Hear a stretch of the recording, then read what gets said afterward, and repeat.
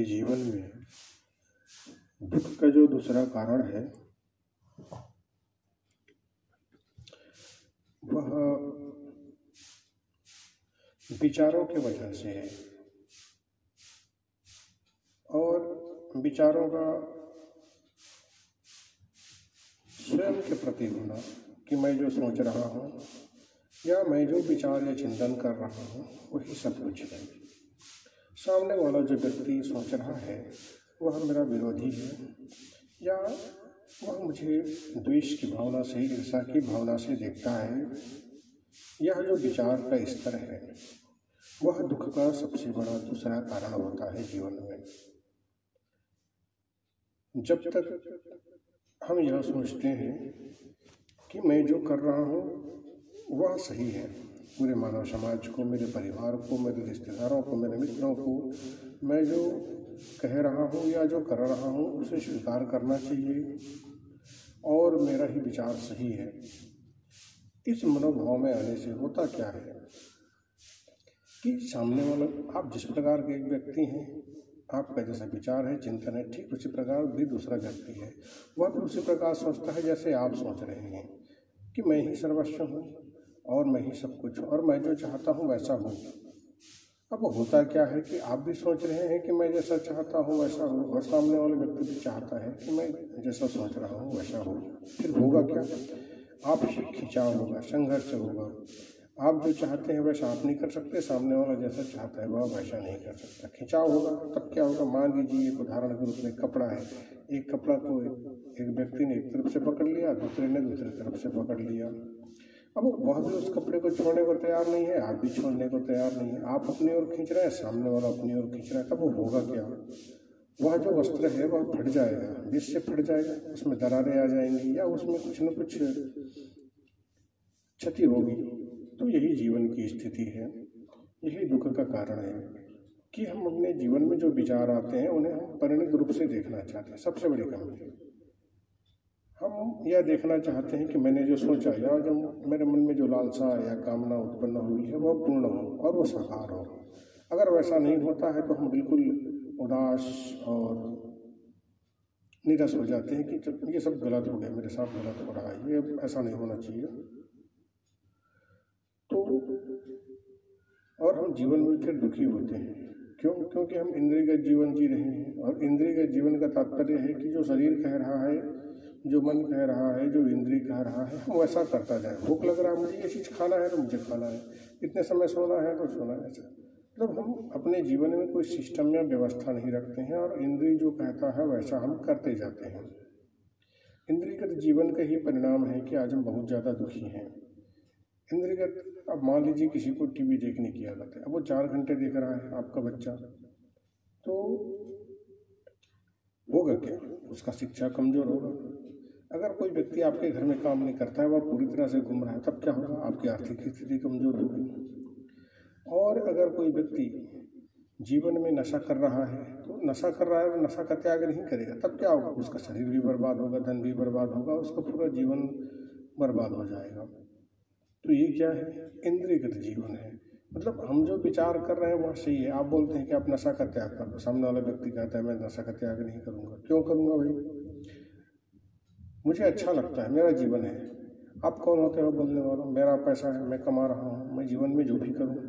तो यह क्या है? इंद्रियगत विचारधारा है। या कहें अपना जो चिंतन है उस पर स्थिर रहना कि नहीं भी हम समन्वय नहीं करेंगे, किसी प्रकार का सामंजस्य नहीं करेंगे, किसी की बात नहीं सुनेंगे। तब क्या स्थिति होती है? तनाव पैदा होता है, खिंचाव पैदा होता है और जीवन में आदमी दुखी होता है, दुख और तनाव को अनुभव करता है।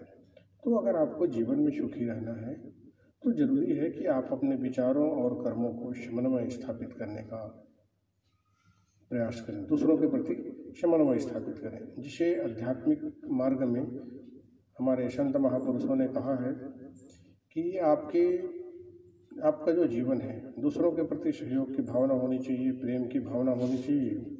वो इसीलिए है कि जब तक आपके अंदर सहयोग और आपसी सामंजस्य और तालमेल की भावना नहीं होगी तो क्या होगा? जीवन में खिंचाव पैदा होगा और जब खिंचाव पैदा होगा तो आप जीवन में दुखी और असहाय महसूस करेंगे। यही तथ्य जब कोई संत महापुरुष कहते हैं तो हमें लगता है कि वे सही बोल रहे हैं, जबकि हमें इस तथ्य की जानकारी होती है, ये विषय भी हमारे जीवन में आते हैं, लेकिन हम उसे गंभीरता से नहीं लेते हैं और गंभीरता से नहीं लेने की वजह से हम जीवन में दुख और तनाव की ओर आगे बढ़ जाते हैं।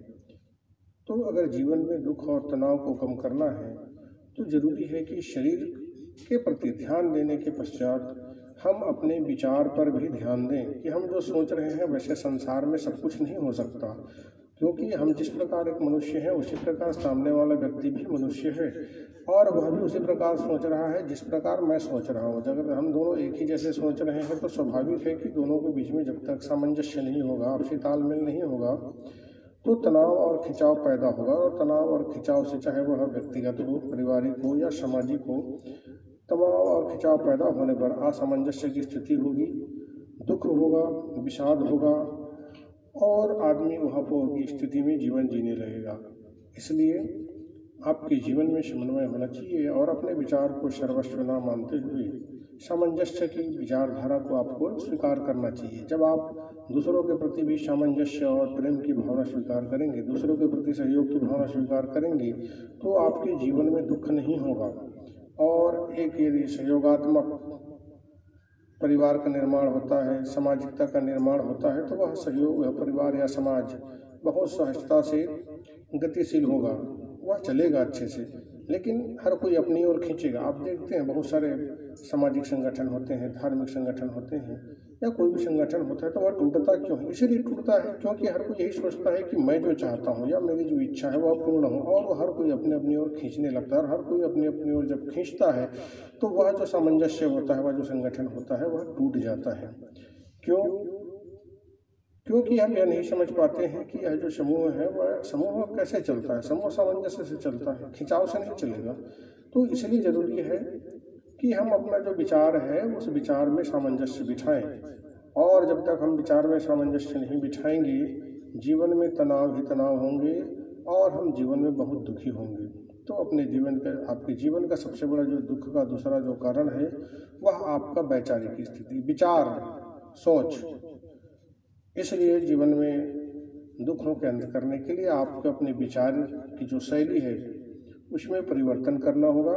आप अपने जीवन में विचार में परिवर्तन करें, सामंजस्य का जो भाव है उसको आप स्थापित करें मन में, उसका पालन करें, उसको व्यवहारिक जीवन में आप लागू करें। आप देखिएगा आपके जीवन में बहुत सारा परिवर्तन आएगा और आपको अनुभव होगा कि जीवन में सुख है, आपसे प्रेम है, सामंजस्य है और सुख शांति है। लेकिन जैसे कि आपके मन में यह मनोभाव स्थिर होगा कि मैं सर्वस्व हूँ, तो दुख और तनाव का कारण निरंतर आपके जीवन में बना रहेगा। और दुख और तनाव के साथ जीवन अत्यंत कष्टकारक होता है। इसलिए आप जीवन में श्रेष्ठ विचारधारा को उदित करें और आपका जीवन श्रेष्ठमय हो, आनंदमय हो, सतोमय हो।